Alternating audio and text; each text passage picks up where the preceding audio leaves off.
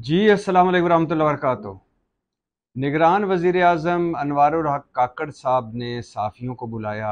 मैं भी गया, हम सारे थे, 40-50 के करीब सहाफ़ी थे। लाहौर से भी आए हुए थे, मुजीबुर रहमान शामी, हफीज़ुल्लाह नियाज़ी और इसके अलावा इस्लामाबाद से भी लोग थे।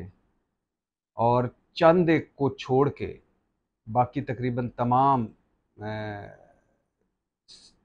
तज्ज़िया निगार या एंकर्स कह लें या अखबारात के जो प्रिंट मीडिया से अहम लोग हैं वो मौजूद थे। कुछ लोग नहीं थे, लेकिन ज़्यादातर लोग मौजूद थे। वज़ीर आज़म हाउस में हुई ये बैठक और डिनर पर हुई ये बैठक। इम्पॉर्टेंट बात है डिनर पे। हाउस ऑफ शरीफ के खाबे तो आपको पता है, नवाज शरीफ साहब वज़ीर आज़म हों, शहबाज शरीफ वज़ीर आज़म हों या पीपल्स पार्टी वाले हों, तो सहाफ़ी जाते हैं तो खाबे तो फिर चलते हैं। और यानी 8-8 10-10 डिशों वाले खाने और कमाल। चाय आए तो चाय के साथ 4 चीज़ें। इमरान खान याद आ रहे थे मुझे। एक तो इमरान खान से हम ज़्यादातर मिलते थे प्राइम मिनिस्टर सेक्रेटेरिएट में, ये प्राइम मिनिस्टर हाउस में थी।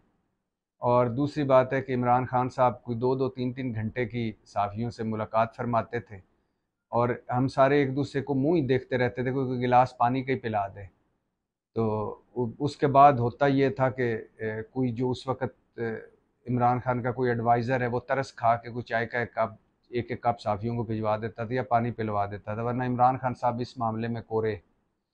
अक्सर ये भी होता था कि इमरान खान साहब के दौर में कि बनी गाला अगर मिलने जाएँ, तो ख़ुद खान साहब एक बड़े से कप में जिसके आगे एक पेपर लिपटा होता था, उसमें पता नहीं कॉफ़ी पी रहे होते थे या सूप पी रहे होते थे।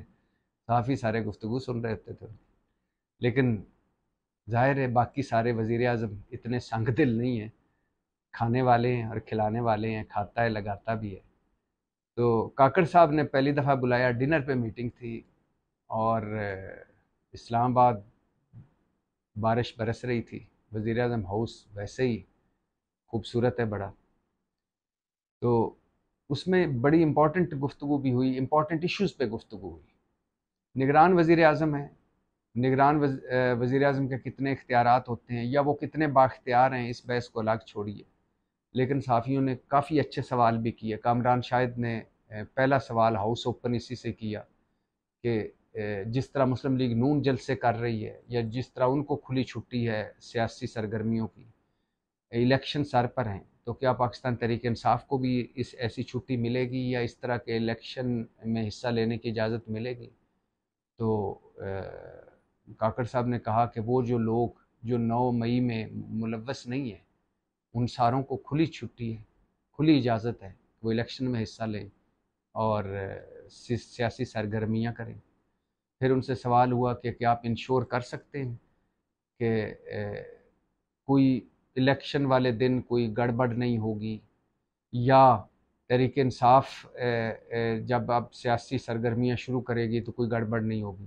तो उन्होंने कहा कि मैं बिल्कुल कर सकता हूँ कि कोई इदारा जाती मुदाखलत नहीं होगी किसी सियासी सरगर्मी में।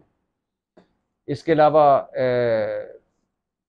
मुजीबुर रहमान शामी साहब ने एक बड़ा लंबा सवाल किया और अच्छा सवाल किया, और सवाल था कि 9 मई हुआ, उसमें कुछ लोगों ने जुर्म भी किए होंगे, उन कुछ पे इल्ज़ाम भी हैं, कुछ मुकदमे भी भुगत रहे हैं। और हम ये नहीं कहते कि 9 मई के हवाले से अगर किसी पर इल्ज़ाम है या ये है कि उसने कुछ किया है तो उसको छोड़ दिया जाए। हम ये नहीं कहते कि जिस पर इल्ज़ाम है उसकी तहकीक ना हो, उसको वो उस पर मुकदमा ना चलाया जाए। लेकिन आईन पाकिस्तान कहता है कि जब आप किसी को गिरफ़्तार करते हैं तो 24 घंटे में उसे अदालत में पेश किया जाना चाहिए, 24 घंटों के दौरान। लेकिन उन्होंने बताया कि मेरे सामने हफीज़ुल्लाह नियाज़ी बैठे हैं, इनके बेटे को 2 महीने हो गए हैं और उसका कोई अता पता नहीं है। हमने एक चीफ़ जस्टिस को ख़त भी लिखा और मुझे भी पता है वो ख़त शामी साहब ने के कहने पे ही हम कोई 20-25 हम सहाफ़ियों ने लिखा, जिसके 2 पॉइंट्स थे कि हफीज़ुल्लाह नियाज़ी के बेटे ने जो कुछ भी किया है उसको उसकी सज़ा दी जाए। अगर उसने कोई जुर्म किया है, अगर उसने कोई बुरा किया है तो उसको बाकायदा सज़ा दी जाए, उसको ट्रायल किया जाए उसका। लेकिन दो उस खत के पॉइंट्स थे, और जो कल शामी साहब ने भी उठाए कि कम से कम उनको, उनके वालिद को तो मिलने दिया जाए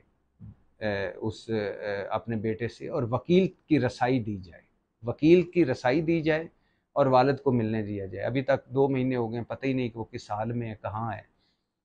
तो काकड़ साहब ने इसके जवाब में भी कहा कि मैं पूरी कोशिश करूँगा, और मैं भी यही समझता हूँ कि 9 मई के हवाले से जिस पर जो इल्ज़ाम है उसका ट्रायल होना चाहिए, लेकिन ये ज़रूर होना चाहिए कि किसी के साथ ज़्यादती ना हो, उसको फेयर ट्रायल मिलना चाहिए। इसके अलावा मुस्लिम लीग नून की हुकूमत है, ये आज भी, इस हवाले से भी काकड़ साहब से सवाल हुआ, उन्होंने कहा कि हाँ कुछ लोग हैं हमारी हुकूमत में जो मुस्लिम लीग नून से हैं, लेकिन उनको खालिस्तन कारकर्दगी की बुनियाद पर लिया गया है। ये अलहदा बात है, अब वो और क्या कहते हैं। काकड़ साहब खुद भी मुस्लिम लीग नून में जाने वाले थे, लेकिन वज़ीर-ए-आज़म, निगरान वज़ीर-ए-आज़म लग गए, और इसी तरह 4-5 मुस्लिम लीग नून के चहेते भी वज़ीर हैं, निगरान वज़ीर।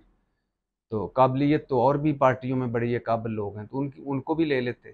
खैर, इसके अलावा हर सवाल का जवाब उन्होंने दिया, तहम्मुल से दिया। अनवारुल्लाह काकड़ पढ़े लिखे आदमी हैं, सुलझे हुए आदमी हैं। जो उन्होंने शिकवा भी किया कि सोशल मीडिया मेरे हवाले से गलत शलत ट्रेंड चलाता रहता है, और मीडिया गलत भी खबरें छापता है। मैंने वो कहा नहीं होता, वो कह दिया जाता है कि मैंने एफिल टावर पे रेस्टोरेंट है, वहाँ पता नहीं 500 यूरो पर पर्सन का खाना खाया, हालांकि एफिल टावर पे रेस्टोरेंट ही कोई नहीं है। इसी तरह और भी उन्होंने बड़ी मिसालें दी। उन्होंने अपने बार के दौरे के बारे में बताया। तो साफ़ियों की अच्छी मुलाकात थी, और सारे लोगों ने जो जो उनके सवालात थे, इलेक्शन के हवाले से, सियासत के हवाले से, 9 मई के हवाले से, तहरीक इंसाफ के हवाले से, मईशत के हवाले से, ये जो कानूनी गैर मुल्कियों को निकालने का प्रोसेस है, उस हवाले से सारे सवालों के जवाब उन्होंने दिए। सारे सवाल हुए और जवाब दिए, और आखिर पर फिर वही कि अल्लाह करे, दुआ करें आप मेरे साथ, कि जो माफियाज़ के ख़िलाफ़ फ़ौज क्रैकडाउन कर रही है, अल्लाह करे वो कामयाब हो। और ये जो हमारी तारीख़ का सबसे जुर्रतमंदाना फ़ैसला किया है फ़ौज ने, जो गैर कानूनी तौर पर गैर मुल्की यहाँ हैं, उनको निकाला जा रहा है, दुआ करें ये भी अल्लाह करे ये भी कामयाब हो। पाकिस्तान जिंदाबाद।